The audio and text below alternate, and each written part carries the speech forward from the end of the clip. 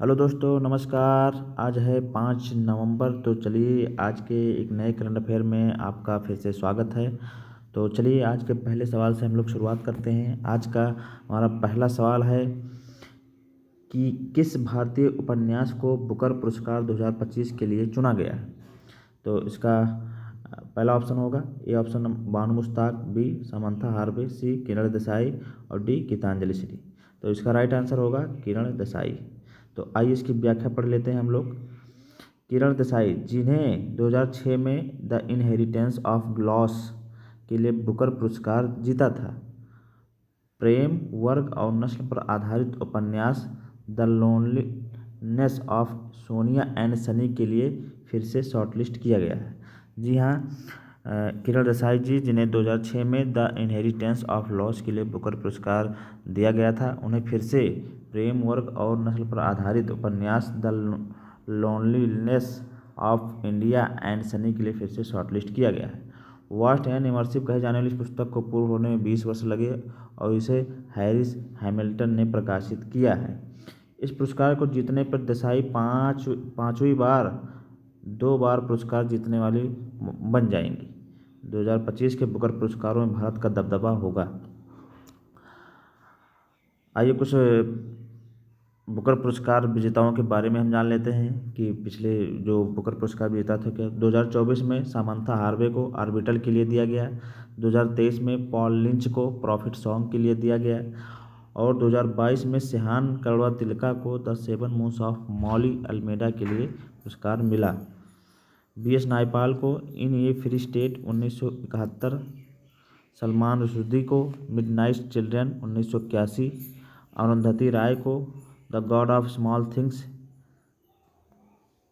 1997 में, अरविंद अडिगा को the white tiger 2008 में, गीतांजलि श्री को रेत समाधि टॉम्ब ऑफ सैंड के लिए अंतर्राष्ट्रीय बुकर पुरस्कार 2022 में दिया गया था और हाल ही में भी जो अंतर्राष्ट्रीय बुकर पुरस्कार बानू मुश्ताक को मिला था, ये आप लोग जानते होंगे, और दीपा भास्ती को, जो कि हमारे PCS के एग्ज़ाम में पूछा भी गया था। तो ये आज का हमारा पहला क्वेश्चन हो गया। चलिए अब हम लोग अगले क्वेश्चन पे डिस्कस कर लेते हैं। अगला क्वेश्चन हमारा है कि भारत का 94वां रामसर साइट कहाँ खोजा गया। जी हाँ, अभी हाल ही में कल की नई न्यूज़ है कि भारत का 94वां रामसर साइट खोज लिया गया है। तो इसका ऑप्शन होगा बिहार, बी ऑप्शन उत्तर प्रदेश, सी गुजरात, डी तमिलनाडु। तो इसका राइट आंसर होगा बिहार। जी हाँ, आइए इसका व्याख्या पढ़ लेते हैं। बिहार के कटिहार जिले में स्थित गोगाबिल झील को भारत का 94वां रामसर स्थल घोषित किया गया है, जो बिहार का छठा ऐसा आद्यभूमि स्थल है। भारत अब एशिया में पहले और विश्व स्तर पर तीसरे स्थान पर है, जहां विश्व भर में 2546 रामसर स्थल हैं, जो यूके में 176 सबसे ज़्यादा और मैक्सिको 144 दूसरे स्थान पर है। गंगा महानंदा नदियों के बीच स्थित समुदाय प्रबंधित ऑक्सबो झील भारत के आर्द्रभूमि संरक्षण अभियान को बढ़ावा देती है, जिसमें 94 स्थलों पर 13.6 लाख हेक्टेयर क्षेत्र सम्मिलित है।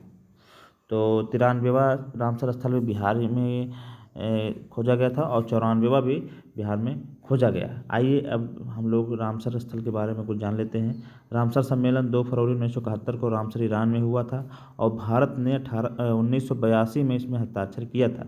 भारत में टोटल 94 रामसर स्थल हो गए और भारत में सबसे ज़्यादा अगर पूछा जाए रामसर स्थल कहाँ, तो तमिलनाडु में है 20 और यूपी में 10 रामसर स्थल हैं। तो यह हमारा आज का दूसरा क्वेश्चन हो गया, जो कि बहुत इंपॉर्टेंट है, रामसर स्थलों से संबंधित था। इसे भी आप लोग याद कर लीजिए, अपने नोट्स में से लिख लीजिए, यह क्वेश्चन ज़रूर बनेगा आने वाले एग्ज़ामों में। चलिए अब हम लोग अगला क्वेश्चन देख लेते हैं। आज का अगला क्वेश्चन है कि आईफोन मोबाइल का तीसरा सबसे बड़ा बाज़ार कौन सा देश बना। Option number A America, option number B France, option number C Japan, option number D Bharat. इसका राइट आंसर होगा भारत। जी हाँ, आइए इसकी व्याख्या पढ़ लेते हैं। जुलाई से सितंबर तिमाही में भारत के स्मार्टफोन बाजार में मात्रा के लिहाज से 5% और मूल्य वृद्धि के लिहाज से 18% की वृद्धि हुई है। वही आईफोन पहली बार भारत में बिक्री के लिहाज से शीर्ष 5 स्मार्टफोन ब्रांड में शामिल हो गया। इससे भारत दुनिया का सबसे बड़ा आईफोन बाजार बन गया है। सैमसंग 23% मूल्य हिस्सेदारी के साथ दूसरे स्थान पर है। जी हाँ, भारत जो कि इस समय देख रहे हैं आप सेमीकंडक्टर और मोबाइल का हब बनता जा रहा है और मोबाइल का सबसे मतलब तीसरा सबसे बड़ा बाजार बन चुका है। आईफोन के सबसे ज़्यादा यूनिट का निर्माण महाराष्ट्र में होता है। इसकी यूनिट भी वहाँ स्थापित की गई है, बनाने की यूनिट भी स्थापित की गई है।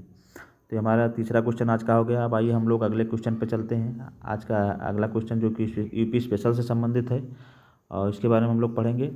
तो अगला क्वेश्चन है हमारा कि उत्तर प्रदेश के किस शहर में लगेगी रावण की 25 फीट ऊंची प्रतिमा। तो इसका ये ऑप्शन हो जाएगा Varanasi, B option number B Lucknow, option number C Ayodhya, option number D Gorakhpur. तो इसका राइट आंसर होगा अयोध्या। तो आइए इसकी व्याख्या हम लोग पढ़ लेते हैं। अयोध्या के उत्तर गुप्तार घाट, सॉरी यहाँ पे ये गलत हो गया है, यहाँ पे आप गुप्तार घाट लिख देंगे। गुप्तार घाट पर निर्माणाधीन पार्क में करीब 2.5 टन वजन की 25 फीट ऊंचाई के रावण की प्रतिमा लगेगी। प्रतिमा फाइबर रन प्रूफ FRP से निर्मित है जो बरसात में पूरी तरह सुरक्षित रहेगी। अपर सहायक प्रबंधक ने कहा अकेले रावण की प्रतिमा ही पार्क में नहीं लगेगी, भगवान राम, लक्ष्मण, हनुमान जी, जटायु, सुषेण वैद्य, गुरु वशिष्ठ आदि की प्रतिमा भी पार्क का आकर्षण होगी। मेघनाथ के बाण से मूर्छित लक्ष्मण के लिए संजीवनी की तलाश में पूरा पहाड़ लाते हुए हनुमान जी की प्रतिमा भी है। 15 करोड़ की लागत से यह सरयू तट पर, ये जो गुप्तार घाट है ये हमारा सरयू तट पर है और यह 15 करोड़ की लागत से बनाया जा रहा है पार्क। तो यह अब बहुत मतलब हम धार्मिक लोगों के लिए अच्छी बात है, कहा जा सकता है। मतलब पर्यटन के हब से बनाया जा रहा है। अब रावण की फिर प्रतिमा अयोध्या में बन जाएगी गुप्तार घाट पे, जहाँ पे वहाँ पे लोग आते जाते रहते हैं और बहुत अच्छा वहाँ पे लगता है शाम के टाइम थोड़ा घूमने उमने में। मैं तो गया भी हूँ। आइए राम मंदिर के बारे में कुछ जान लेते हैं। राम मंदिर का उद्घाटन 22 जनवरी 2024 को हुआ। लार्सन एंड टुब्रो ने बनाया था। इसके डिजाइनकार चंद्रकांत सोमपुरा थे और मूर्ति के डिजाइनकार अरुण योगी राज जी थे। और अयोध्या, जैसा कि आप लोग जानते हैं कि अयोध्या पहली सोलर सिटी भी है। यहाँ अयोध्या के बारे में थोड़ा जान लेते हैं। अयोध्या है जो पहली सोलर सिटी उत्तर प्रदेश की, और यहीं पे महर्षि वाल्मीकि अंतर्राष्ट्रीय हवाई अड्डा भी स्थित है। तो ये हमारा अयोध्या से संबंधित कुछ फैक्ट हो गया। तो इस तरह आज हमारा चौथा क्वेश्चन था। अब आइए हम लोग अगले फैक्ट पे चलते हैं। अगला फैक्ट पढ़ेंगे थोड़ा हम लोग, जो कि हमारे सभी एग्ज़ामों के लिए इम्पोर्टेंट होंगे। इसमें से आप अपना नोट्स बना लीजिएगा। तो यहाँ पे है 2 से 3 महीने में शुरू होगा सेमीकंडक्टर उत्पादन। आइए इसकी व्याख्या पढ़ते हैं। मोबाइल फ़ोन के बाद भारत अब सेमीकंडक्टर के उत्पादन में भी आत्मनिर्भर बनने जा रहा है। सोमवार को इलेक्ट्रॉनिक और सूचना प्रौद्योगिकी मंत्री अश्विनी वैष्णव ने कहा कि अगले 2-3 महीने के भीतर देश में 3 प्लांट में सेमीकंडक्टर का उत्पादन शुरू हो जाएगा। देश की आर्थिक सुरक्षा और रणनीतिक निर्भरता के लिए देश में सेमीकंडक्टर उत्पादन ज़रूरी है। अभी भारत सेमीकंडक्टर के लिए आयात पर निर्भर करता है। दुनिया में ताइवान, अमेरिका, चीन, दक्षिण कोरिया, मलेशिया जैसे देश सेमीकंडक्टर का उत्पादन करते हैं। अब तक देश के 6 राज्यों में सेमीकंडक्टर उत्पादन से जुड़े 10 प्लांट की स्थापना की सरकार ने मंजूरी दी है। इन राज्यों में गुजरात, असम, आंध्र प्रदेश, उत्तर प्रदेश, पंजाब और उड़ीसा शामिल हैं। इन 10 प्लांट की स्थापना में 1.6 लाख करोड़ की निवेश की उम्मीद की जा रही है।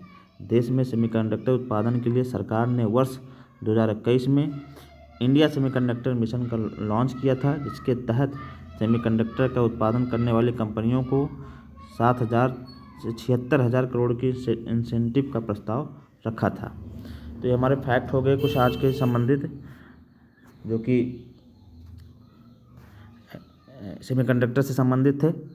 चलिए अब आज हम लोग अपने आखिरी फैक्ट पे चलते हैं, आखिरी स्लाइड पे चलते हैं और पढ़ते हैं कि आज के दिन क्या हुआ था, 4 नवंबर के दिन क्या हुआ था। तो 2008 में भारत का पहला मानव रहित अंतरिक्ष यान चंद्रयान-1 आज ही चंद्रमा यानी 4 नवंबर के दिन ही कक्षा में पहुंचा था। यह 22 अक्टूबर को लॉन्च किया गया था तथा उपग्रह का वजन 1380 किलोग्राम था। इसकी सफलता के साथ ही भारत चंद्रमा पर मिशन भेजने वाला छठा देश बन गया था।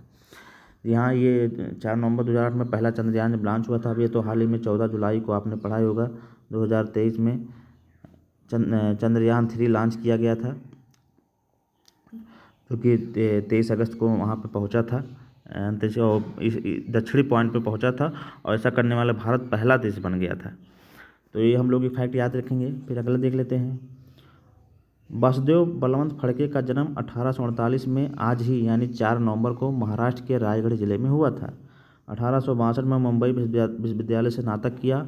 अंग्रेजी शासन खत्म करने के लिए क्रांतिकारियों की एक सेना का गठन किया, इसलिए उन्हें उग्र राष्ट्रवाद का जनक कहा जाता है। इन्हें उग्र राष्ट्रवाद का जनक कहा जाता है, वासुदेव बलवंत फड़के को। क्रांतिकारी गतिविधियों के लिए आजीवन कारावास की सज़ा सुनाई गई। मात्र 37 वर्ष की उम्र में ही जेल में तपेदिक से उनका निधन हो गया। तो ये आज के हमारे कुछ फैक्ट थे, आज के हमारे ये सवाल थे जो कि आज के करंट अफेयर से संबंधित थे। अगर आपको अच्छा लग रहा है तो हमारे चैनल को लाइक करें, सब्सक्राइब करें और साथ ही साथ कमेंट करके अपनी राय भी ज़रूर दें।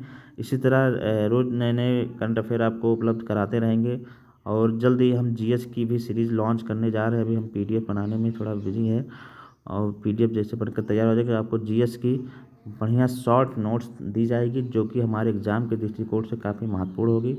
तो आप हमारे चैनल को सब्सक्राइब कर लीजिए हमारे डेली वीडियो पाने के लिए। तो चलिए फिर हम लोग मिलेंगे एक अगले वीडियो में, तब तक के लिए नमस्कार, जय हिंद।